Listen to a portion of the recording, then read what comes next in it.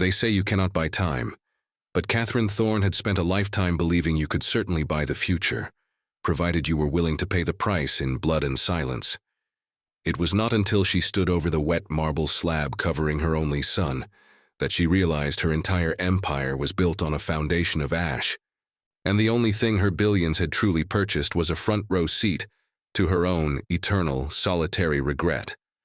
She thought she had buried all the loose ends along with him, but she was about to learn that the truth has a nasty habit of clawing its way out of the grave. The gentle hum of the armored limousine engine was the only sound Catherine Thorne allowed in her life on Tuesday mornings. For the rest of the world, Tuesday was just another day to hustle, to strive, to survive. For Catherine, it was the weekly appointment with the only person who could no longer disappoint her. Outside the tinted windows, the Hamptons landscape was painted in shades of slate and charcoal, a perfect reflection of the steel that encased her heart. She checked her reflection in the rearview mirror, smoothing a stray lock of silver hair. Grief, much like a corporate takeover, required absolute control. If you let it spill over, it would drown you. She stepped out of the car, her Italian leather heels sinking slightly into the damp grass. Her security detail stayed back, knowing better than to encroach on this sacred scheduled hour. The cemetery was empty, a manicured garden of silence where the wealthy rotted in privacy. Catherine walked the familiar path toward the Thorne family plot, a bouquet of imported white roses, William's favorites, or so she told herself, clutched in her gloved hands. She walked with the posture of a queen inspecting her troops, her eyes fixed on the towering angel statue that marked her son's final resting place. But as she crested the small hill, her breath hitched in her throat. The pristine symmetry of the scene was ruined. Someone was there. A figure was kneeling in the mud directly over William's grave. It was a woman, wearing a coat that had seen too many winters, her shoulders shaking with silent sobs. Worse, there was a child beside her, a toddler in a bright pink rain jacket that looked like an open wound against the gray backdrop of the cemetery. They were littering the immaculate stone with a handful of wilting, cheap daisies. A surge of cold, white-hot fury flooded Catherine's veins. This was her son. This was her grief. How dare a stranger tarnish this moment with such a pathetic display? Catherine marched forward, her heels stabbing the earth. She did not see a grieving woman. She saw an intruder, a parasite attaching itself to the Thorne legacy. She stopped just a few feet behind them, her shadow falling over the woman and the child like a judgment. She cleared her throat, a sound sharp enough to cut glass, and spoke with the icy authority that had crushed competitors for decades. She demanded to know who they were and ordered them to remove their trash from her property immediately. The woman froze. She did not run. She did not apologize. Slowly, terrifyingly slowly, the stranger began to turn around, and the air in the cemetery seemed to vanish, leaving a vacuum of impending disaster. When the young woman finally turned around, time didn't just stop, it shattered. Catherine Thorne had braced herself for a look of guilt, or perhaps the calculated defiance of a trespasser caught in the act. She expected the shifty eyes of a paparazzi, or the desperate, pleading gaze of someone looking for a handout. What she saw instead was a face washed clean by raw, unadulterated sorrow. The woman, Maya, looked tired, not merely sleepy but deeply, spiritually exhausted, the kind of fatigue that settles into the bones and refuses to leave. Her coat was threadbare, the wool piling at the elbows, and her boots were scuffed, caked in the same mud that was currently staining the hem of Catherine's designer trousers. But it wasn't the woman who caused the air to leave Catherine's lungs. It was the child, the toddler, clinging to the woman's leg and peering out from the folds of her damp jeans, looked up at the towering figure of the matriarch. Catherine felt the world tilt on its axis. It was a physiological impossibility, a hallucination born of grief and mist, she told herself. But the evidence was staring right back at her with an intensity that defied logic. The child possessed eyes of a startling, piercing blue, a specific shade of electric sapphire that Catherine had not seen in 2 years. They were the Thorne eyes. They were William's eyes. Above those eyes was a brow line that Catherine had traced with her own fingers 1,000 times when her son was an infant, and a stubborn, distinctive chin that had been the hallmark of the Thorne lineage for generations. For a moment, the silence in the cemetery was louder than a scream. Catherine's heart hammered against her ribs, a frantic bird trapped in a cage of bone. The resemblance was not just passing, it was a genetic mirror. It was as if a ghost had been shrunk down and placed in a cheap pink raincoat, standing in the mud, staring at the woman who had buried the original. Catherine's initial shock quickly curdled into a defensive, burning rage. Denial is a powerful drug, and Catherine overdosed on it instantly. This had to be a trick, a sophisticated con. She had read about these things, people studying photos, using makeup, perhaps even contact lenses on a child, all to claw their way into a fortune. The idea that this was real was too dangerous to entertain, because if it were real, the implications would destroy the carefully constructed narrative of her life. She stepped closer, her shadow swallowing the small family. Her voice, when she found it, was low and trembling with menace. She accused the woman of being a vulture. She asked with biting cruelty how long she had been planning this little performance. She demanded to know the price. Everyone had a price. Catherine reached into her handbag, her fingers brushing against her checkbook, a weapon she had used to silence problems for 40 years. She barked at the woman, telling her that using a child as a prop in a cemetery was a new low, even for the parasites of the city. Maya didn't flinch. She didn't step back.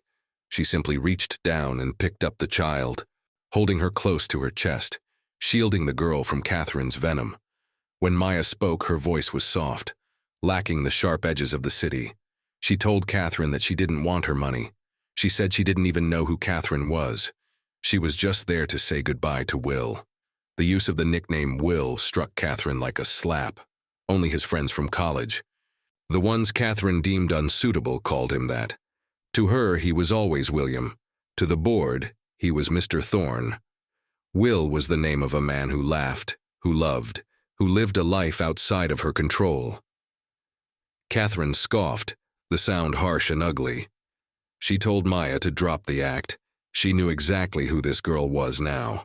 The memory surfaced from the depths of her mental archives. A grainy security photo from 3 years ago. A waitress, a distraction. William had been infatuated, talking about leaving the firm, talking about a simple life. Catherine had crushed it before it could bloom. She had unleashed her head of security, a man with no scruples, to handle the situation. He had reported back that the girl had taken a payoff and vanished. Case closed. Catherine threw this accusation at Maya now. She sneered that the money must have run out. She asked if the payoff hadn't been enough to keep her away from a dead man's grave. Maya's expression shifted from sadness to confusion, and then to a dawning, horrified realization. She looked at Catherine with wide eyes, shaking her head slowly. She whispered that she never took a dime. She told Catherine that the security men had told her William wanted her gone. They had told her that William called her a mistake, a fling that had gone on too long, and that if she ever tried to contact him again, she would be arrested for harassment. Maya's voice cracked as she confessed the truth that had haunted her for years. She left because she loved him enough to let him go, believing he had chosen his empire over her. Catherine froze. The wind whipped around them, carrying the scent of rain and damp earth. But she couldn't feel the cold anymore. She only felt the heavy, leaden weight of the truth settling in her stomach. The narrative she had been fed by her security team, that Maya was a gold digger who took the cash and ran, was a lie. Or worse, had Catherine simply assumed it because it was easier than believing her son could love someone like this? Maya looked down at the grave, tears mixing with the rain on her cheeks. She spoke to the headstone, not to Catherine. She whispered that she didn't know. She didn't know he had died. She had been working double shifts, raising Lily, staying away to respect his wishes, only to find out a week ago from an old newspaper in a laundromat that the heir to the Thorne fortune had died in a car crash 2 years prior. She had come to apologize to him for not fighting harder. Catherine stared at the child, Lily. The girl was hiding her face in Maya's neck now, frightened by the angry lady in the black coat. The math was terrifyingly simple. The timeline was undeniable. If Maya had been chased away 3 years ago, and the child was 2, William died alone. He died crashing his sports car on a wet highway, a reckless drive that the police couldn't explain. Catherine had always wondered what he was running from, or what he was running toward. That night, now a sickening possibility presented itself. He hadn't been running, he had been searching. Catherine's world, built on steel beams and ironclad contracts, began to groan under the pressure of this revelation. But she was Catherine Thorne. She did not break in public. She stiffened her spine, pulling her coat tighter around herself as if it were armor. She couldn't accept this. Not here. Not now. To accept this child meant accepting that she had stolen the last years of her son's happiness. It meant admitting that her protection had been a prison. She took a step back, retreating behind the invisible wall of her status. She told Maya to leave. She warned her that this property was private, reserved for family, and that Maya was neither. She threatened to call the police if they were still there in 5 minutes. It was a bluff, a desperate attempt to regain control of a reality that was spiraling into chaos. Maya didn't argue. She simply nodded, a gesture of profound dignity that made Catherine feel small. She placed the final daisy on the wet stone, whispered a final goodbye to the father of her child, and turned to walk away, trudging through the mud back toward the bus stop miles away. Catherine watched them go. She watched the pink jacket bobbing in the distance, a splash of color in the gray world. She wanted to get in her limousine and forget this ever happened.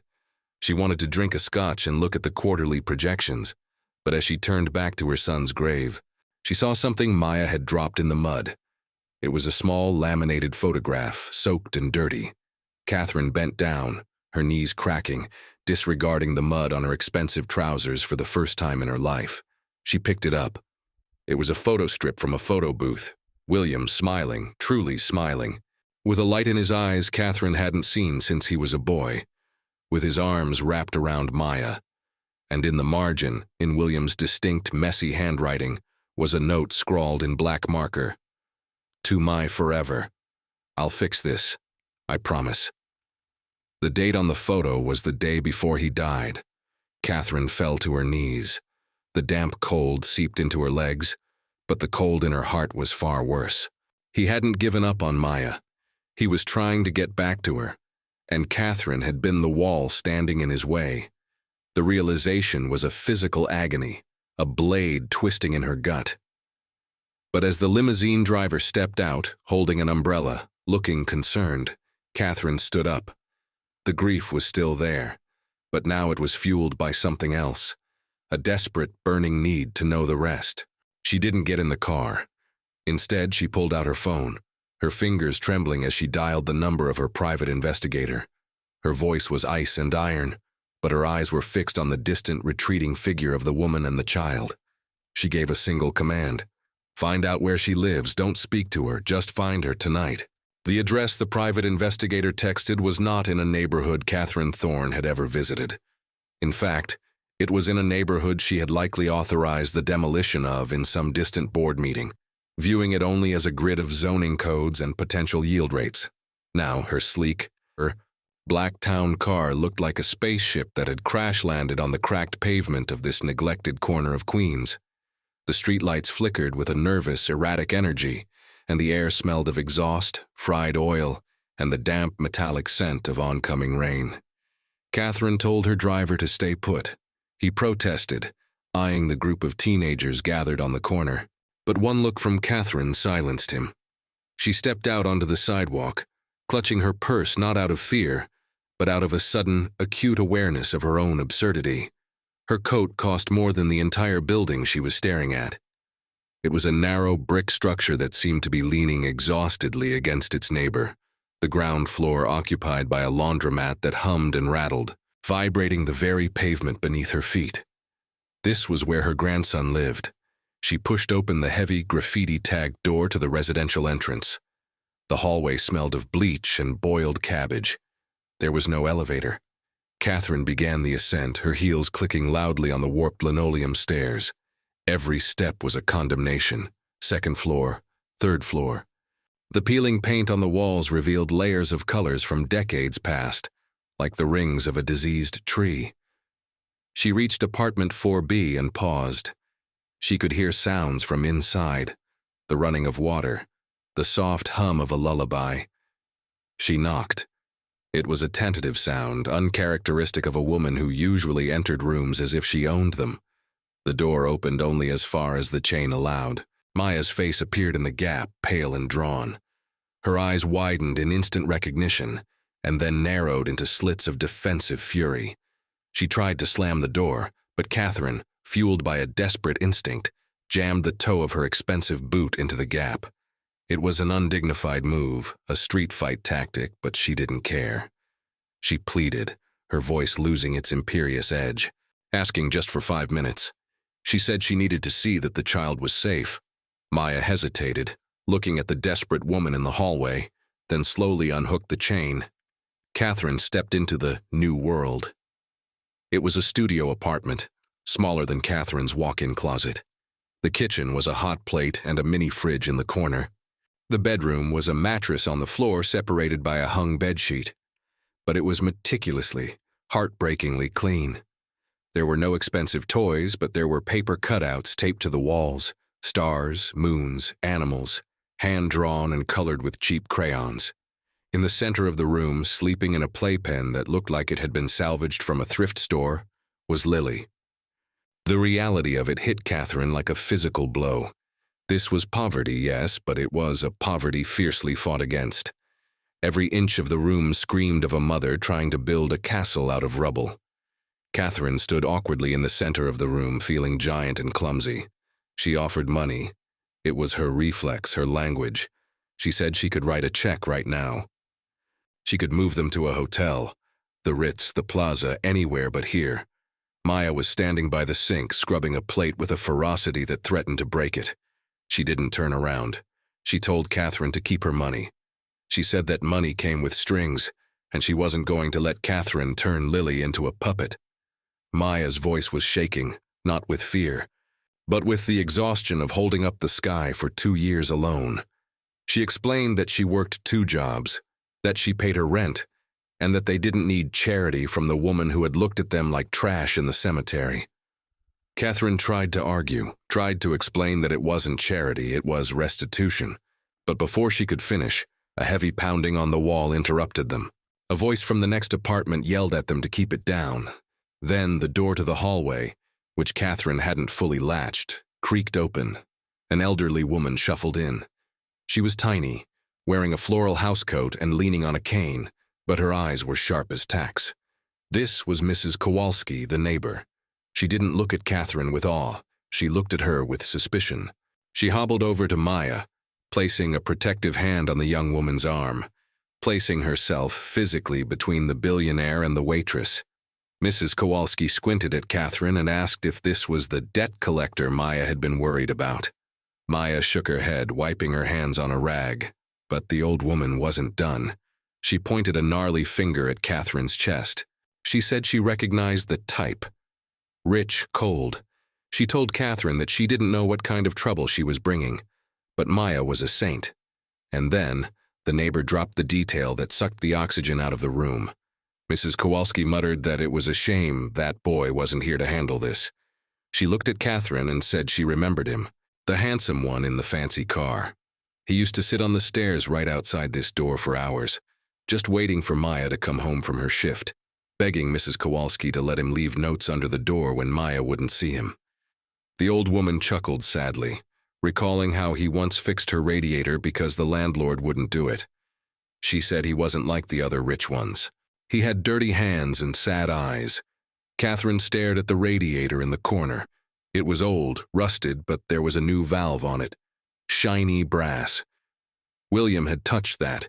William had been here. Not just in a photo booth, but here, in this grime, fixing heaters and sitting on dirty stairs, fighting for a life he never got to live. He hadn't just visited. He had tried to build a life here, in secret, parallel to the one Catherine controlled. The neighbor's revelation reshaped the room. It wasn't just a slum apartment anymore. It was a shrine to the man William had tried to become. But the fragile moment of connection was shattered by a violent sound. Boom, boom, boom. Someone was hammering on the apartment door with enough force to make the paper stars on the wall flutter. Lily woke up with a start and began to scream. Maya's face went white. She rushed to the door, not to open it, but to lean against it, terrified. A deep, gravelly voice roared from the hallway.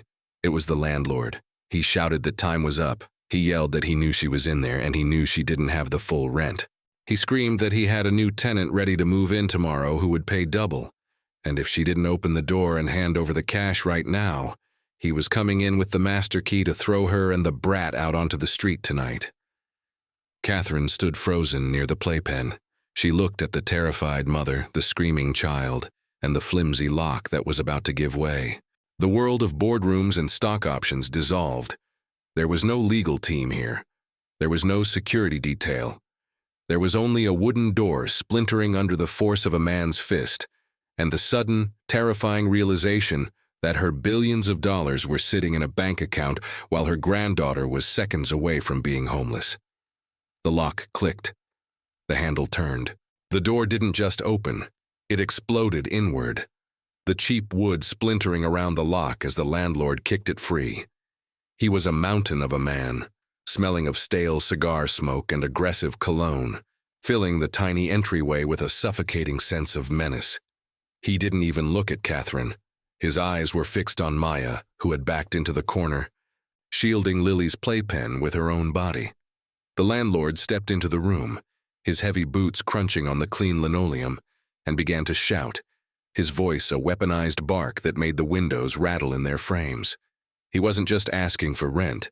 He was performing an eviction with the subtlety of a demolition crew, grabbing a handful of Maya's coats from the rack and throwing them onto the floor.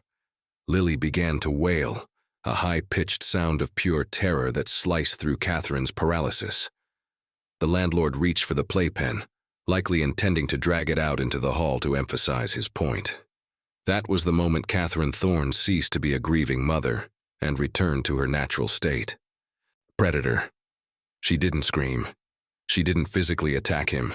She simply stepped forward, the sound of her heel striking the floor sharp as a gunshot.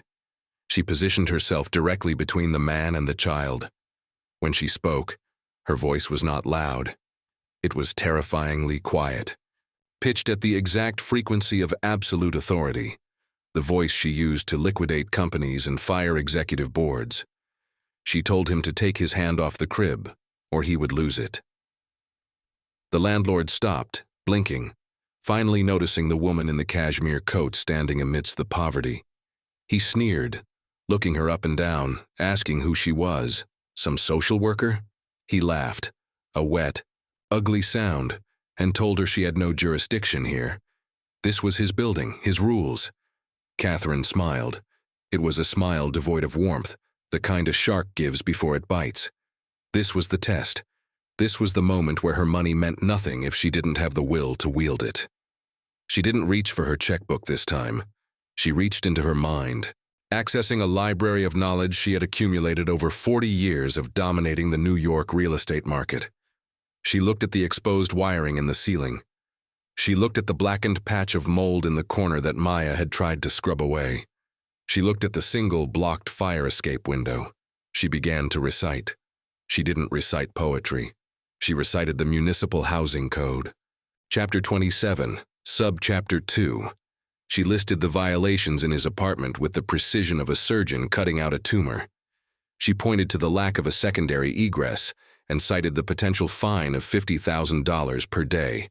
She pointed to the peeling paint, identifying it as likely lead-based given the building's age, and cited the prison sentence for knowingly exposing a minor to hazardous materials. She noted the illegal sub-metering of the electricity she had spotted in the hallway. The landlord's face shifted from red to a sickly shade of pale. He stammered, trying to interrupt, but Catherine was relentless. She was a steamroller. She told him that she didn't need to be a social worker. She told him she was the woman who could have his certificate of occupancy revoked by noon tomorrow. She told him that if he didn't step out of this apartment in the next 10 seconds, she wouldn't just pay Maya's rent. She would pay a team of city inspectors to tear his entire slum empire apart, brick by brick, until he was left with nothing but the dust on his boots. The silence that followed was absolute. The landlord looked from Catherine to Maya, his bravado evaporating like mist. He muttered a curse, shoved his hands in his pockets, and backed out of the doorway. He didn't slam the door this time. He closed it with a careful, terrified click. The tension in the room broke. Maya slid down the wall, her legs giving out, burying her face in her hands. Catherine turned, her heart racing. It was the first time in years she had used her power to protect something fragile, rather than to accumulate more power. It felt intoxicating. It felt right. She approached the playpen. Lily was still whimpering, her thumb in her mouth. Catherine hesitated. Her hands, usually so steady when signing billion-dollar contracts, were shaking. She reached out and awkwardly patted the child's head. The hair was soft, fine, just like William's had been. Lily looked up, tears clinging to her long lashes, and didn't pull away. She blinked, her blue eyes wide, and reached out a small, sticky hand to touch the gold button on Catherine's coat. It was a small victory, a microscopic bridge built over a canyon of grief. Maya stood up, wiping her eyes. She looked at Catherine differently now. The hostility was still there, but it was mixed with something else. A grudging respect, perhaps even relief. She thanked Catherine, her voice hoarse. She admitted that she had been fighting him off for months, but she didn't know the laws. She didn't know how to fight back like that. Catherine felt a strange warmth in her chest. She told Maya that she didn't need to worry about the landlord anymore. She said she would have her assistant draft a check to cover the building's rent for a year, just to keep him quiet while they figured out a permanent solution. But then, Catherine decided she wanted to go a step further. She wanted to secure this victory permanently. She turned to the door, intending to call out to the landlord before he disappeared, to demand the building's deed so she could simply buy the wretched place and be done with it. She opened the door and caught him halfway down the stairs. She called down to him, demanding to know who the current owner of record was, so her lawyers could prepare the transfer documents. She said she wanted to buy the building. The landlord stopped on the stairs and looked up at her with a confused, twisted expression. He laughed, a bitter, nervous sound. He told her she didn't need to buy it. He said she was crazy if she didn't know her own business. Catherine frowned, confused. She asked him what he meant. The landlord shrugged, lighting a cigarette with shaking hands. He told her to check the paperwork. He said the eviction order came from the top. He said the building had been acquired 3 months ago as part of a neighborhood revitalization project to clear out the low-income tenants and build luxury condos. He said the company that owned the building, the company that had ordered him to throw a single mother and her child onto the street tonight, was Thorn Enterprises. Catherine stood frozen at the top of the stairs, her hand gripping the banister until her knuckles turned white. The breath left her body. She didn't own this building directly, but her company did. Her company was the slumlord. Her company was the one evicting her own grandson. She ran back into the apartment, ignoring Maya's questions, and grabbed the crumpled eviction notice from the floor where the landlord had thrown it. She smoothed it out on the small kitchen table, her eyes scanning the bottom of the page. There, stamped in bold red ink, was the authorization signature. It wasn't a generic stamp. It was a specific signature signed by the head of special projects at Thorn Enterprises. The signature belonged to Preston Thorn, her nephew. The room seemed to spin. Preston knew. He had bought this building. He had authorized the eviction. And most damning of all, the date on the purchase agreement was from before Catherine had even found them in the cemetery.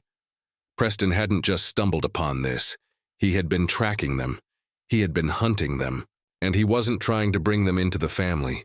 He was trying to erase them before Catherine ever found out they existed. The piece of paper in Catherine's hand felt heavier than a brick.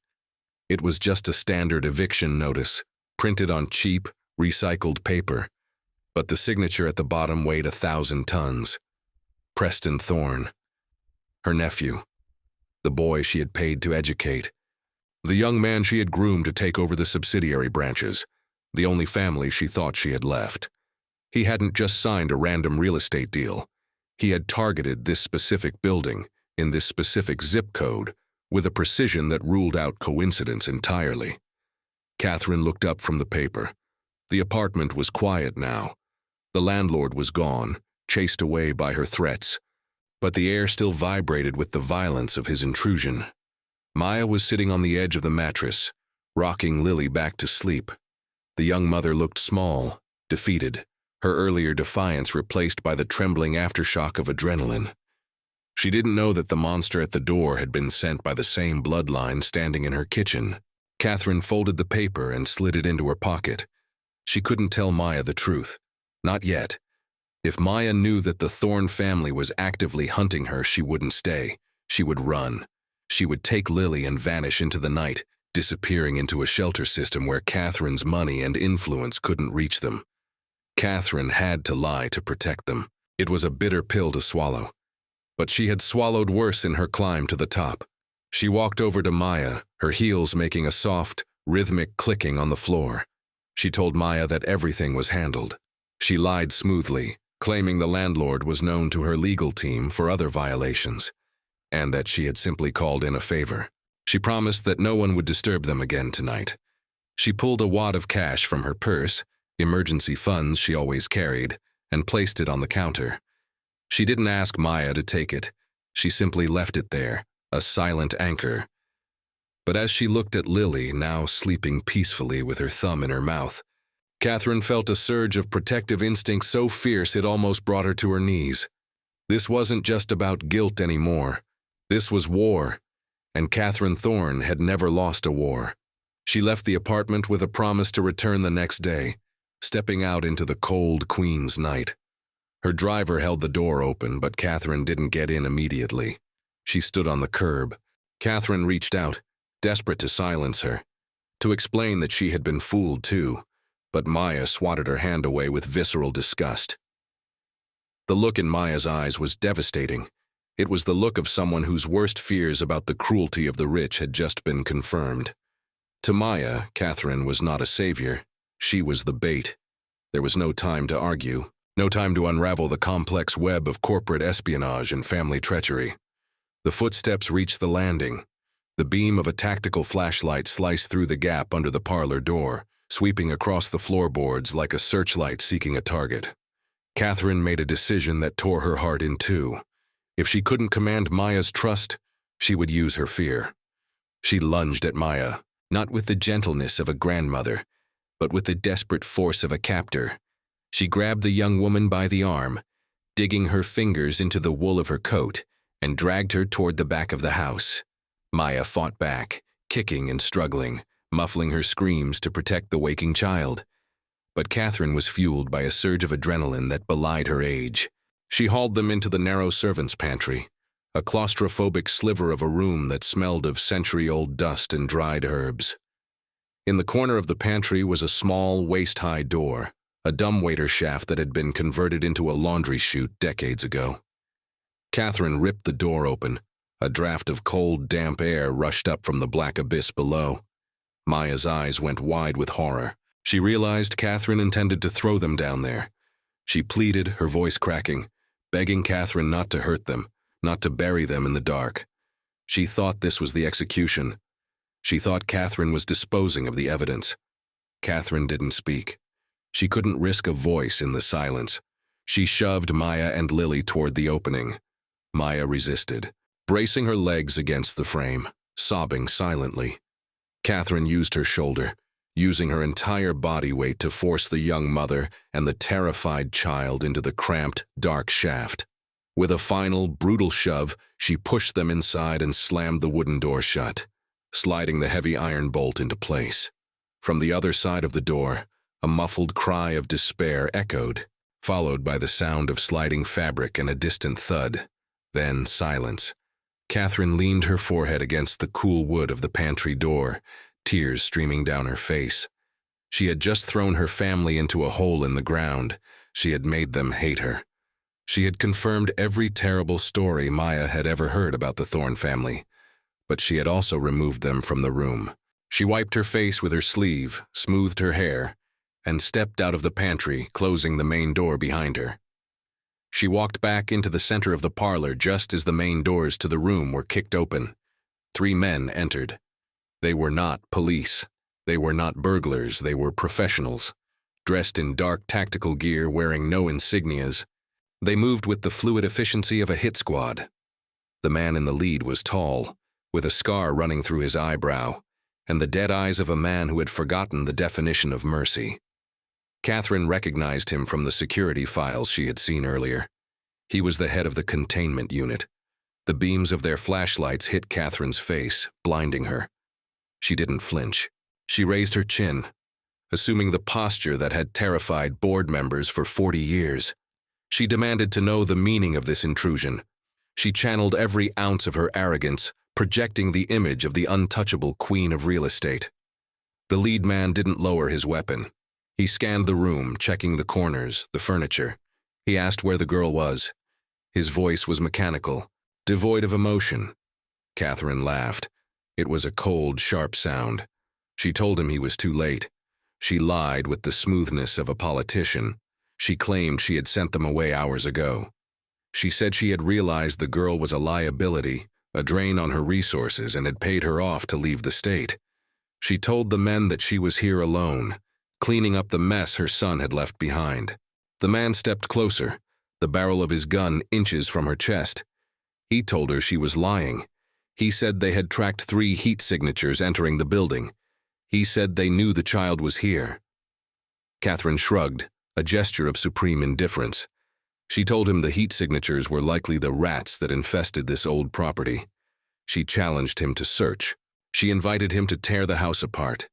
She taunted him, asking if Preston had sent him to bully an old woman because he was too cowardly to do his own dirty work. She was buying time. Every second she kept their eyes on her was a second Maya had to move in the darkness below. The leader struck her. It was a backhanded blow, sharp and shocking, knocking Catherine to the floor. The taste of copper filled her mouth. She touched her lip and saw blood on her glove. It was the first time in her life anyone had dared to lay a hand on her. The man leaned over her, grabbing her by the collar of her coat. He hissed that they weren't playing games. He told his men to search the upper floors and the basement. Catherine's heart stopped. The basement. The laundry chute led to a collection bin in the sub-basement. If they went down there, they would find them. She had to escalate. She had to make herself the only prize worth taking. She grabbed the man's wrist, her eyes blazing. She told him to wait. She told him that if he hurt the girl, he would never find the leverage. She bluffed, claiming that William had left a digital key, a code that unlocked the offshore accounts Preston was using to launder the money. She lied that she had memorized it, and that it existed nowhere else. She told him that if they wanted the money, they needed her. Alive. And they needed to stop looking for a waitress who knew nothing. The leader hesitated. Greed warred with orders in his eyes. He signaled his men to stop. He pulled Catherine to her feet, roughly twisting her arm behind her back. He spoke into his radio, telling someone on the other end that they had the primary asset and that she was claiming to have the encryption keys. While this drama unfolded above, deep in the bowels of the house, a different realization was taking place. Maya had landed on a pile of old linens in the laundry bin. It was pitch black. She was shaking, clutching Lily, waiting for the gunshot, waiting for the end. She hated Catherine Thorne with every fiber of her being in that moment. She reached out in the darkness, feeling for a way out, her hand brushing against the rough brick of the foundation. Then her fingers found it. A draft, a sliver of cold, fresh air. She traced the source. There was a small, rusted hatch in the wall of the collection bin. It wasn't a door to the house. It was an old coal delivery chute that led directly out to the street level, bypassing the interior of the building entirely. The lock was rusted, but it had been recently oiled. Maya froze. The oil was fresh on her fingers. She pushed. The hatch gave way with a quiet groan, revealing the wet pavement of the alleyway outside. The sounds of the city, sirens, distant cars, flooded in. It wasn't a dungeon. It was an escape hatch. Maya looked back up the dark shaft she had fallen down. She realized with a sickening jolt what had just happened. Catherine hadn't shoved her down there to trap her. She had shoved her down there because it was the only way out that the men wouldn't see. Catherine had forced them to safety while she stayed behind to face the gunmen alone. The betrayal had been the ultimate act of protection. Maya scrambled out into the alley, pulling Lily after her. She stood in the rain, hidden behind a row of trash cans, looking up at the brownstone. Through the sheer curtains of the parlor window, she saw a silhouette. She saw Catherine being dragged by two men. She saw the older woman struggle, not to escape, but to keep their attention focused solely on her. She saw them shove Catherine toward the front door. Maya wanted to scream.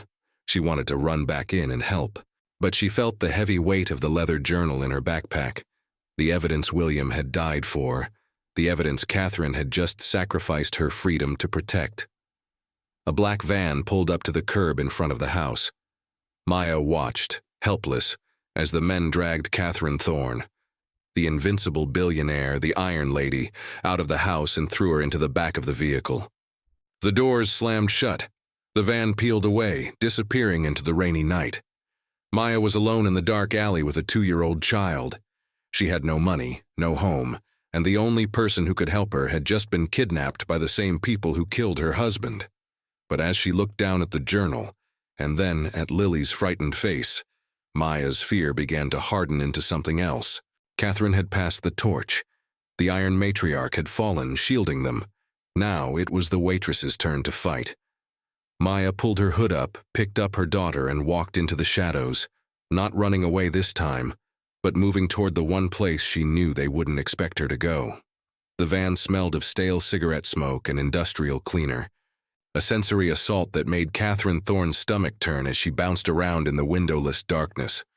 Her hands were zip-tied painfully behind her back, the plastic biting into wrists that had only ever known the weight of gold bracelets.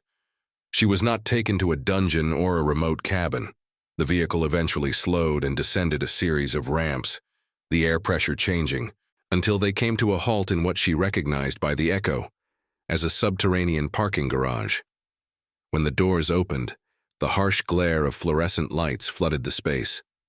She was hauled out by the containment team and marched toward a service elevator. She knew this place. It was the underground logistics hub of the Thorne Tower itself. Preston hadn't taken her to a hideout. He had brought her to the belly of the beast she had built, the soundproof sublevels where the building's mechanical heartbeat, and where screams would never be heard over the roar of the HVAC turbines. They threw her into a chair in a concrete room used for storage. Preston walked in a moment later. He wasn't wearing a mask or tactical gear. He was wearing a bespoke suit, holding a bottle of water and looking annoyingly fresh. He dismissed the guards with a flick of his wrist, leaving him alone with the aunt he had just kidnapped. The conversation that followed was not an interrogation. It was a vivisection of the soul. Preston didn't ask for the codes immediately. He pulled up a chair, sat opposite her, and began to dismantle her life with the precision of a sociopath. He told her that she looked pathetic. He asked her if she felt noble for saving the girl. Then he leaned in and delivered the first cut. He told her that he didn't hate William. He said he actually liked William. The problem, he explained, was Catherine. Preston revealed the rot at the core of their family. He told her that she had spent decades preaching that weakness was a disease and that sentimentality was for the poor. She had molded the family into sharks. He confessed that when he cut the brake lines on William's car that night, he didn't feel guilt. He felt efficient. He felt like a true Thorne. He told Catherine that he was the son she had always wanted, the one who was willing to do whatever it took to win, while William was the defect who cared about people. He claimed that by killing William, he had simply pruned the dead weight from her legacy. He was, in his twisted mind, doing it for her. Catherine sat in silence, the horror of his words stripping away the last layers of her armor. She realized then that the monster staring back at her wasn't an anomaly. He was a reflection. She had created the atmosphere that allowed this poisonous ambition to thrive. Her ruthlessness had birthed his sociopathy. The tears that finally fell from her eyes were not for her own safety, but for the crushing realization that her son's death was, indirectly, the result of her own life's philosophy. Miles away in the fluorescent purgatory of a 24-hour diner on the edge of the city, Maya sat in a booth with red vinyl seats that had seen better days. Lily was asleep on the bench beside her, curled into a ball. The waitress had stopped asking if she wanted more coffee and simply left the pot on the table. Maya had the leather journal open in front of her. She had been reading for hours, her eyes swollen and gritty. She had read about William's loneliness, his joy at finding her, his fear of the dark cars following him. But as she reached the end of the book, she found something she hadn't expected. The pages were stuck together. She peeled them apart carefully. Between the last two entries was a folded envelope. On the front, written in shaky handwriting, was a single word: Mom. Maya stared at it. It was a letter William had intended for Catherine. He must have carried it with him, perhaps planning to leave it for her if the worst happened, or maybe hoping to give it to her if she ever agreed to see him. Maya's hands trembled. She knew she shouldn't read it. It was private. But Catherine was gone, likely dead or dying, and this letter might hold a clue. She slid her finger under the flap and opened it. The letter was not a list of accusations. It was an absolving confession. William wrote that he knew about the illegal deals Preston was making. He wrote that he knew the company was being used to wash blood money. But then came the truth that made Maya gasp. William wrote that he had found the original incorporation papers for the shell companies, and he saw that Catherine's signature on them was forged. He wrote that he had spent months hating his mother, believing she was the architect of the corruption, only to discover she was being gaslit by her own board. He realized she was innocent of the crimes, merely guilty of being blind to the vipers in her nest. He went on to write that he was coming to her not just to expose Preston, but to apologize for leaving her alone with them. He wrote that the only reason he fought so hard for the company was because he knew it was the only thing she had, and he didn't want her legacy to be a prison. And then, the final paragraph. The key. William wrote that he knew Preston would destroy the digital evidence. He knew the servers would be wiped. So, he had done something old-fashioned. He wrote that he had compiled the physical ledgers, the original forged documents, and the bank transfers onto a set of microfiches, and he had hidden them in the one place in the entire city where Preston would never, ever set foot because it was a place of weakness and faith. He had hidden the evidence inside the hollow base of the angel statue on his father's grave. The letter ended with a plea. If you are reading this, Mom, it means I didn't make it. Go to Dad. The truth is with him. Use it to free yourself. I love you. Will. Maya covered her mouth to stifle a sob. The irony was devastating. Catherine had been visiting that grave every Tuesday for 2 years. She had been standing inches away from the evidence that could have saved her and destroyed Preston. She had been mourning her son while standing on top of his final gift to her. But the realization came with a terrified jolt. Preston had the digital files locked down. He thought he had won. He didn't know about the physical backup in the cemetery. Maya looked at the clock on the diner wall. It was 4:00 a.m. The sun would be up in 2 hours. Catherine was being held at the tower. Maya had the location of the bullet, the evidence that could kill the beast. But she was just a waitress with a toddler. She couldn't storm a skyscraper. She couldn't fight a paramilitary team. She looked down at the letter again. Free yourself. Maya realized she didn't have to storm the tower. She didn't have to fight Preston on his turf. She had the one thing Preston feared more than the police, more than the FBI, more than anything in the world. She had the truth, and she knew exactly how to use it. She wasn't going to the police. The police were likely on Preston's payroll. She wasn't going to the grave, not yet. That would be predictable. She picked up her phone. Her screen was cracked and her battery was low. She dialed a number she had seen on the news 1,000 times, a number for a different kind of power. She wasn't calling for help. She was calling for a spotlight. She dialed the tip line for the city's most aggressive, scandal-hungry investigative journalist, a woman Catherine Thorne had famously sued for libel 5 years ago. Maya left a voicemail. She didn't whisper. She spoke with the clear, cold diction of a woman who had nothing left to lose. She said she was the mother of William Thorne's child. She said she had proof that his death was a murder.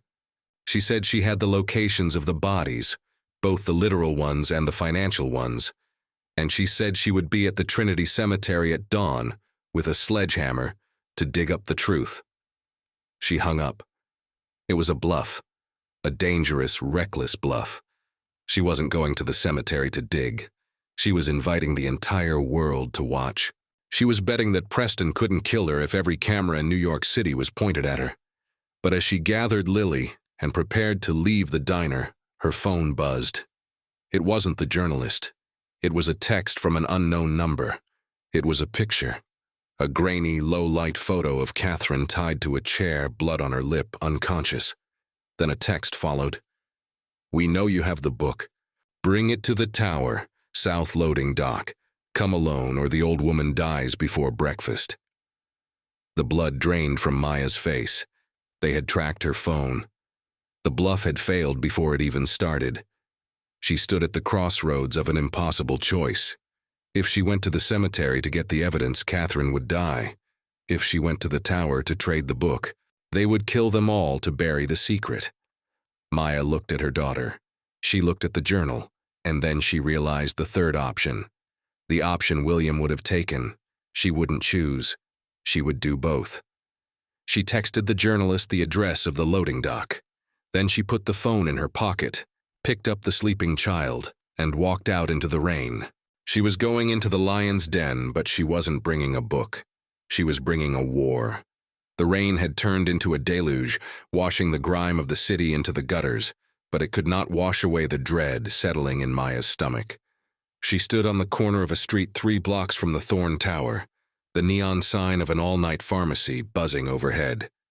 This was the hardest part. Not the plan to storm the tower, not the prospect of facing the men who had killed the love of her life, but the act of letting go of his daughter. She knelt on the wet pavement, pulling the hood of Lily's pink jacket up. The child was sleepy, her thumb firmly planted in her mouth, unaware that she was the pivot point upon which a billion-dollar empire was teetering. Maya handed Lily to the woman standing in the shadows of the pharmacy awning. Patricia, the seasoned waitress from the diner who had served Maya coffee for 3 years and never asked for a dime when the tips were low. Patricia didn't ask questions now, either. She simply took the child, her face grim with the understanding that she was guarding something more precious than gold. Maya pressed a piece of paper into Patricia's hand, the number for the journalist, and whispered that if she didn't call by sunrise, Patricia was to dial that number and tell the world everything. With her arms empty and her heart feeling like a stone in her chest, Maya turned toward the monolith of glass and steel piercing the night sky. She adjusted the backpack on her shoulders. It felt light, far too light for the burden it carried. She wasn't bringing a weapon. She wasn't bringing a team. She was bringing a bluff, and she had to pray it was enough to buy Catherine Thorne a fighting chance. Maya didn't go to the front entrance with its marble floors and doorman. She went to the South Loading Dock, a cavernous maw of concrete where the garbage trucks and delivery vans serviced the beast. She walked straight up to the security booth, the rain plastering her hair to her face. The guard, a thick-necked man watching a portable TV, looked up in surprise. He reached for his radio, but Maya raised her hands. She shouted over the roar of the rain that she was the girl they were looking for. She told them to tell Preston she had the book. The reaction was immediate. The steel gates rolled open. 2 men in tactical gear emerged from the shadows, grabbing her arms with bruising force. They patted her down, their hands rough and efficient, stripping her of her phone, her keys, and the small pocket knife she carried for protection. They ripped the backpack from her shoulders. Checking inside, they found the leather-bound journal. The lead guard nodded into his earpiece, confirming the asset was secured. They didn't handcuff her. They didn't need to. They simply marched her into the service elevator and pressed the button for the sub-basement. The descent was slow, a mechanical hum that felt like the countdown to an execution. Maya closed her eyes. visualizing the map William had drawn in the margins of his diary, the layout of the building's mechanical heart. She knew where she was going. When the doors opened, the air was cold and smelled of ozone and recycled dust. The guards shoved her down a long concrete corridor lined with piping and server racks, leading her into a large soundproofed storage room at the end of the hall. The scene inside froze her blood. Catherine was still tied to the chair, her head lolling forward, her lips swollen and purple. She looked small, frail, a stark contrast to the titan who had commanded the cemetery only that morning. Standing over her was Preston, looking impeccably groomed, holding a Starkfield pistol loosely at his side like a fashion accessory. He smiled when he saw Maya. It was a smile of genuine delight, the look of a child who has finally gathered all his toys in one place. He gestured for the guard to give him the backpack. He pulled out the journal, thumbing through the pages with a dismissive sneer. He commented that it was touching, really, a chronicle of a loser's life. He asked Maya if she really thought a diary full of sentimental scribbles would stop him. Maya stood her ground, her voice trembling but clear. She told him the diary was just the index. She lied, weaving the fabrication she had rehearsed in the rain. She claimed the real evidence, the microfiches, the original forgeries, had been moved. She told him she had given them to a lawyer with instructions to release them to the federal prosecutor if she didn't check in every hour. She looked at the clock on the wall. She said he had 20 minutes before the FBI started kicking down his doors. Preston laughed. It was a dry, barking sound that echoed off the concrete walls. He shook his head, looking at her with pity. He reached into his pocket and pulled out a small black device with a blinking red light. He placed it on the metal table next to Catherine. He explained that it was a military-grade signal jammer. He told Maya that no signal had left this room, or indeed this entire sublevel, for the last 2 hours. He revealed that her dead man's switch was useless, because her phone had been dead the moment she entered the block. Maya's stomach dropped. The bluff had failed. She looked at Catherine, hoping for a sign of life, and saw the older woman's eyes flutter open. They were groggy, unfocused, but when they landed on Maya, they sharpened. There was no judgment in them anymore, only a desperate, silent plea for Maya to run. Preston cocked the pistol. He tossed the journal onto a pile of oily rags in the corner. He said he was done playing games. He had the women, he had the silence, and his incineration team was already on the way to the cemetery to smash whatever was left in the grave, just to be thorough. He raised the gun, aiming it not at Maya, but at Catherine. He said he wanted to watch the matriarch break one last time before she died. But then the variable arrived. It wasn't a person. It wasn't a weapon. It was the building itself. Throughout the monologue, a low, rhythmic thumping had been building in the floor, a vibration so subtle that Preston, in his arrogance, had ignored it. But Maya, who had spent years waiting tables in a diner built over a subway line, recognized it instantly. The express line. The tunnel ran directly parallel to the sub-basement foundation. William had written about it in the journal. He had complained that the vibrations from the 5:00 a.m. express train always rattled the loose shelving unit on the north wall of the storage room, the heavy industrial shelving unit that was currently standing directly behind Preston, loaded with spare server batteries and heavy copper cabling. Maya looked at the clock. 4:58 a.m. She looked at Catherine. She didn't speak, but she shifted her eyes to the shelving unit, then back to Catherine, widening them slightly. Catherine, despite her concussion, followed the gaze. She saw the heavy rack. She saw the vibration making the metal feet dance slightly on the concrete. Preston saw the look exchanged between them. He frowned, turning his head slightly to see what they were looking at. "What?" he snapped, expecting a rescue. At that exact second, the 5:00 a.m. express train roared through the tunnel outside the wall. The room shook violently. The heavy metal shelving unit, already unstable and vibrating, groaned. Maya didn't wait. She screamed, a primal sound designed to startle, and lunged. Not at Preston, but at Catherine. She threw her body over the older woman, tackling the chair to the ground. Preston spun back around, distracted by the scream, his gun wavering. The shelving unit tipped. Tons of lead-acid batteries and copper wire cascaded down like a landslide. Preston tried to dive, but he was too slow. The metal avalanche crashed into him, pinning his legs and slamming him against the far wall. The gun flew from his hand, sliding across the concrete floor and disappearing under a pallet.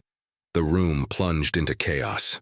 Dust and sparks filled the air as the batteries smashed open, leaking acid. Preston was screaming, a high-pitched sound of agony as the heavy rack crushed his lower body. Maya scrambled up from the floor, coughing in the dust. She grabbed the knife from Catherine's belt, the one the guards had missed. No, they had taken everything. She grabbed a shard of jagged plastic from a broken battery casing. She slashed the zip ties binding Catherine's hands. "Get up," Maya yelled, hauling the older woman to her feet. Catherine groaned, clutching her ribs, but the adrenaline of survival flooded her system. She stumbled, leaning on Maya. They turned to the door. The guards outside were pounding on it, shouting, trying to swipe their keycards. But the crash had damaged the electronic lock mechanism on the inside frame. The door was jammed.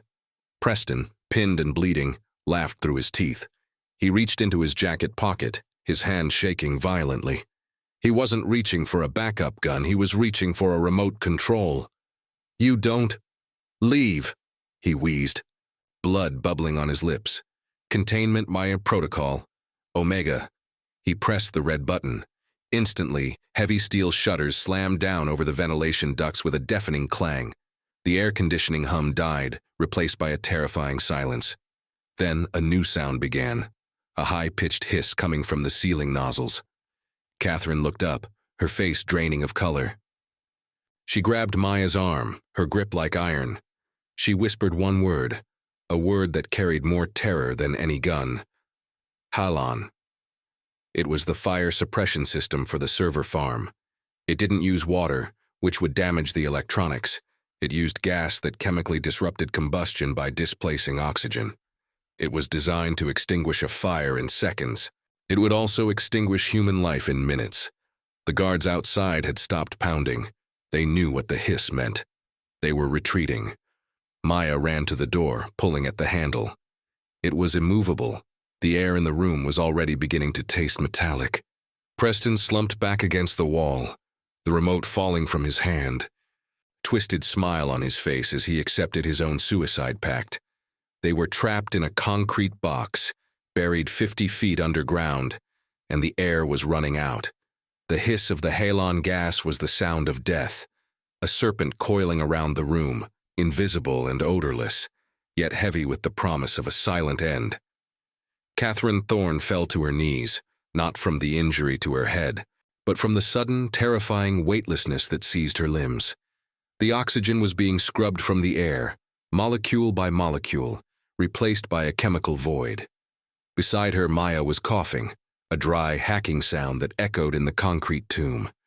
They had minutes, perhaps less, before the hypoxia set in, a gentle drift into unconsciousness from which they would never wake. Preston, pinned beneath the twisted wreckage of the battery rack, had stopped laughing. His face was a mask of purple panic, his eyes bulging as he gasped for air that wasn't there. He clawed at the concrete floor, his fingernails breaking, staring at the steel shutters he had activated. The architect of their destruction had become the first victim of his own trap. Catherine looked at the jammed door. It was a foot of reinforced steel. It would not budge. She looked at the vents, sealed. Panic began to rise in her throat, a primal scream that she didn't have the breath to release. But as her vision began to swim, blurring the edges of the room into a gray tunnel, her eyes landed on the wall behind the fallen shelving unit. The collapse of the heavy industrial rack, combined with the violent vibration of the express train, had done more than crush Preston's legs. It had cracked the foundation. A spiderweb of fissures ran through the concrete blocks where the shelf had impacted, and through the largest crack, a tiny, almost imperceptible draft of damp, foul-smelling air was seeping in. It wasn't the sterile air of the server room. It was the smell of grease, ozone, and brake dust. It was the subway tunnel. Catherine crawled toward the wall, dragging her body across the floor. She grabbed Maya's ankle, shaking her from her stupor. She pointed to the crack, unable to speak, her lungs burning. Maya saw it. The survival instinct, fierce and adrenaline-fueled, flared in the younger woman's eyes. She scrambled over the debris, grabbing a heavy iron strut from the broken shelving unit. A piece of angle iron with a jagged edge. They didn't exchange a word. They didn't need to. Maya jammed the iron bar into the widest crack in the concrete. Catherine, summoning a strength she didn't know she possessed, grabbed the other end. Together, the billionaire and the waitress heaved. The concrete, already compromised by the vibration and the impact, groaned. Dust poured into the room, choking them, but they pushed harder, their muscles screaming, their vision going black. Crack! A chunk of the wall the size of a manhole cover gave way, tumbling backward into the darkness of the tunnel beyond. A rush of air, dirty, grimy, life-giving air, flooded the room. It hit them like a physical blow, filling their starving lungs. They collapsed against the opening, gasping, greedy for the oxygen, weeping with the sheer biological relief of breathing. Behind them, a gurgling sound broke the silence. Preston was reaching out to them. His face was gray. He couldn't breathe. The fresh air from the hole was circulating near the floor where the women were, but he was pinned higher up, in a pocket of stagnant gas. He whispered a plea, his voice barely a rasp. He begged Catherine to help him. He begged her not to leave him. Catherine pulled herself up, leaning against the broken wall. She looked back at the nephew she had raised, the boy she had put through business school, the monster she had created. She saw the terror in his eyes, the same terror he had inflicted on Maya, on Lily, on William. For a second, the old Catherine Thorne, the ruthless problem solver, calculated the odds. She could try to leverage the bar to lift the rack, but the rack weighed tons, and every second they stayed was a second the gas might overcome them again. She didn't hate him in that moment. She simply pitied him. He was a man who had chosen to seal the room. He had chosen the protocol. He had chosen the legacy of steel over the legacy of blood. She crawled back just for a second and placed her hand on his forehead. It was a gesture of a final goodbye, a grandmother closing the book. She whispered that she couldn't save him from the weight he had pulled down upon himself. She told him that the only thing she could save now was the future. Preston's eyes widened as she pulled away. She grabbed Maya's hand, and together they squeezed through the jagged hole in the wall, tumbling out of the pristine, lethal server room and onto the grime-covered catwalk of the subway tunnel. They lay there in the dark, the distant rumble of another train approaching, the rats scurrying nearby, alive. 2 hours later, the sun was rising over Manhattan, painting the skyline in hues of indifferent gold. But the scene outside the Thorne Tower was anything but indifferent. It was a chaotic sea of flashing lights, red, blue, and white. Police barricades held back a surging crowd of reporters, onlookers, and employees. The loading bay doors were open. Paramedics were wheeling a covered gurney out, Preston. He had not survived the toxic environment he created, but the cameras weren't focused on the body. They were focused on the two women sitting on the back bumper of an ambulance, wrapped in shock blankets. Catherine Thorne, the untouchable queen of New York, was covered in concrete dust, her lips split, her designer coat in tatters. Beside her, holding a styrofoam cup of tea with shaking hands, was Maya. Patricia had arrived with Lily minutes ago, bursting through the police line with the ferocity of a lioness. The reunion was visceral. Maya clinging to her daughter, burying her face in the pink jacket, sobbing the tears she hadn't allowed herself to shed underground. A man in a suit approached them. It was the company's general counsel, a shark in a silk tie. He looked at Catherine with a mix of horror and calculation. He leaned in, whispering urgently. He told her that they needed to control the narrative. He suggested a statement about a tragic industrial accident, a gas leak, a heroic attempt by Preston to save the building. He told her that the board was convening an emergency meeting in an hour to stabilize the stock price. He handed her a tablet with a prepared speech. Catherine looked at the tablet. She looked at the lawyer. Then she looked at Lily, who was playing with the foil edge of the shock blanket, her blue eyes bright and curious, untouched by the darkness of the night. Catherine stood up. She let the blanket fall from her shoulders. She took the tablet and smashed it onto the pavement. The sound silenced the immediate area. The lawyer stepped back, mouth open. Catherine didn't walk toward the limousine, waiting to whisk her away to safety. She walked toward the bank of microphones set up by the press. The reporters began shouting questions, a wall of noise. Catherine raised a hand, and the authority she had wielded for 40 years silenced them instantly. But when she spoke, it wasn't the voice of the CEO.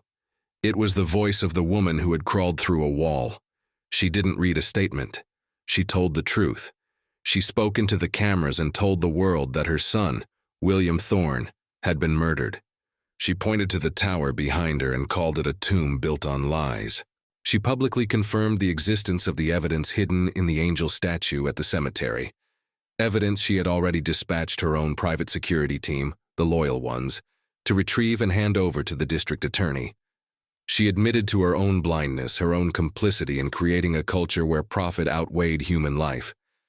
Then came the twist that no one, not even Maya, saw coming. The reporters asked about the future of Thorne Enterprises.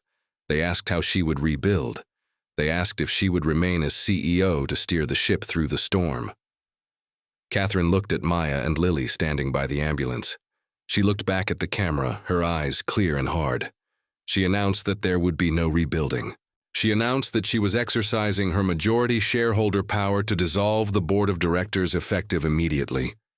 She declared that Thorne Enterprises would cease its acquisition operations. She stated that the entirety of her personal assets and the liquidated assets of the company's corrupt divisions would be placed into a blind trust. The purpose of the trust was not to preserve the family wealth. It was to fund a new foundation dedicated to affordable housing and legal defense for the displaced, the very people her company had spent decades crushing. She wasn't just stepping down. She was burning the throne. She was destroying the very thing Preston had killed for, ensuring that no one in her family would ever again be poisoned by the expectation of unearned power. The shock in the crowd was palpable. The lawyer was on his phone, screaming.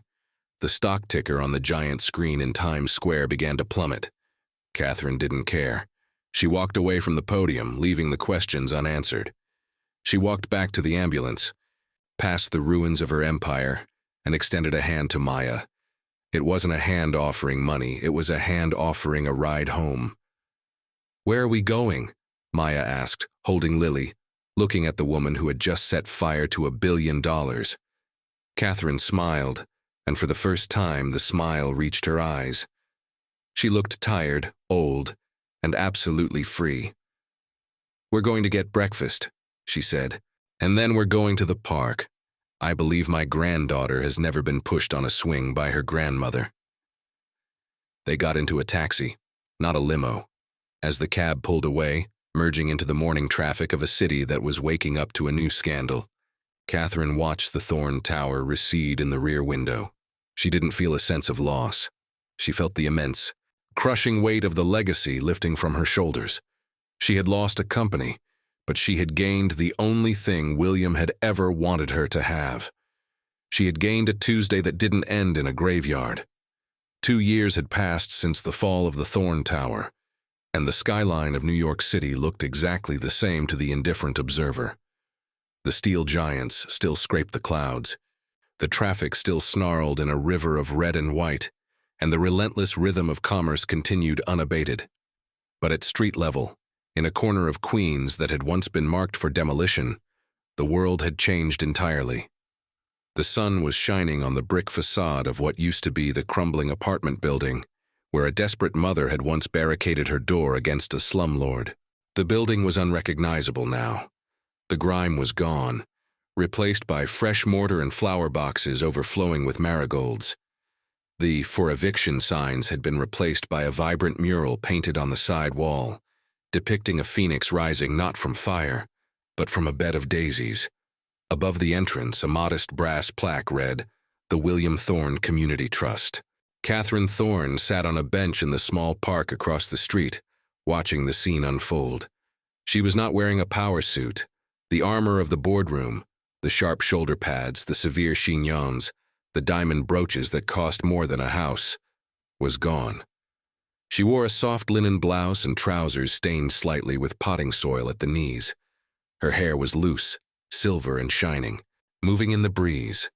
She held a trowel in one hand, having just finished planting the spring bulbs in the community garden beds. To the passers-by, she was just another volunteer, an older woman with a focused energy and a kind face. Nobody recognized the iron matriarch who had once terrified Wall Street. That woman had died in a gas-filled server room, and Catherine did not miss her. She watched as the front doors of the building opened. Maya stepped out, looking radiant. The exhaustion that had once carved deep lines into her face was gone, replaced by the glow of purpose. She was flanked by lawyers, not the sharks who used to work for Preston, but young, hungry advocates from the legal aid clinic, housed on the ground floor. They were discussing a tenant rights case, and Maya was leading the conversation with a natural authority that made Catherine smile. The waitress had become a warrior. Then, the doors burst open again, and a whirlwind of energy shot out. 4-year-old Lily, taller now, her hair in pigtails, ran down the steps. She spotted Catherine across the street and didn't hesitate. She ignored the sidewalk rules, running through the grass of the park, shouting "Nana" at the top of her lungs. Catherine dropped the trowel and opened her arms. The impact of the child hitting her chest was the only validation she needed. Lily climbed into her lap, chattering excitedly about her preschool art project, smelling of crayons and vanilla. Catherine listened with an intensity she had never given to a quarterly earnings report. She brushed a stray hair from Lily's forehead, tracing the familiar brow line that was a carbon copy of William's. The tragedy of her son's death would never fully heal. It was a phantom limb, an ache that flared on rainy days. But the guilt, the crushing, suffocating weight of believing she had failed him completely, had begun to lift. Maya crossed the street, joining them on the bench. She held 2 coffees in paper cups, handing one to Catherine. They sat in companionable silence, watching the neighborhood breathe. It was a peace Catherine had not bought. She had built it, day by day, apology by apology. Maya reached into her bag. She told Catherine she had something for her. She explained that the lawyers had finally finished sorting through the chaotic remnants of William's personal estate, the small, overlooked boxes that had been in storage, unrelated to the company. They had found a tube of documents labeled "Future." Catherine felt a tremor of anxiety. The past usually held knives. She took the tube and popped the plastic cap. She slid out a roll of large, architectural blueprints. She unrolled them on her lap, Lily helping to hold down the corners against the wind. It wasn't a design for a skyscraper. It wasn't a plan for a new corporate headquarters. It was a set of blueprints for a house, a farmhouse, specifically, designed to be built on a plot of land William had secretly purchased upstate years ago. Catherine's eyes scanned the floor plan. She saw the master bedroom for William and Maya. She saw the nursery for the baby they were expecting. And then her eyes stopped on the east wing of the house. There was a large, sun-drenched suite connected to the main living area. It had its own garden entrance and a reading nook. In the center of the room, labeled in William's messy, distinctive handwriting, were the words, "Mom's room. For when she's ready to come home." The breath left Catherine's body in a shuddering sob. She covered her mouth, tears spilling instantly, wetting the paper. For 2 years, she had lived with the narrative that William had died running away from her. She believed he had built a wall to keep her out, but the blueprints told a different story. He hadn't been running away. He had been waiting. He had designed a space for her in his dream life. He had believed, even when she was at her worst, that one day she would put down the sword and just be his mother again. He had saved a seat for her at his table, waiting for her to be ready to take it. Maya put her arm around Catherine's shoulders, resting her head on the older woman's shoulder. She whispered that he knew. She said he always knew who Catherine really was under the armor, and he knew she would eventually find her way back to them. Catherine ran her fingers over the words, "Mom's room." The final knot of regret in her chest loosened. She hadn't just been forgiven. She had been expected. The sun dipped lower, casting long golden shadows across the park. The Thorn legacy was no longer a tower of glass that blocked the sun. It was this. It was the laughter of the child in her lap. It was the warmth of the woman beside her. It was the blueprints of a house that they would now build together, not as a monument to wealth, but as a home for a family that had survived the fire. Catherine wiped her eyes and rolled up the plans. She stood up, lifting Lily onto her hip. She looked at Maya and smiled. She said they had work to do. She said the country air would be good for Lily. They walked away from the city, 3 generations of women moving toward a future that was no longer written in ink and blood, but in the soft, enduring pencil lines of a son's hope. We spend our lives chasing the things we can count: money, accolades, years, believing that accumulation is the only proof of our existence. But in the end, when the noise of the world falls away, we realize that the only true currency of a life is who is standing beside us when the rain starts to fall. Catherine Thorn learned that you can build an empire and still die homeless in your own heart, or you can lose it all and find that you are finally, truly rich. The greatest legacy isn't what we leave in a bank account. It is the love we leave in the people who survive us. If you enjoyed this journey of redemption and the power of second chances, please subscribe to the channel so you don't miss the next story. I'd love to know, what city are you watching from today? Let me know in the comments below.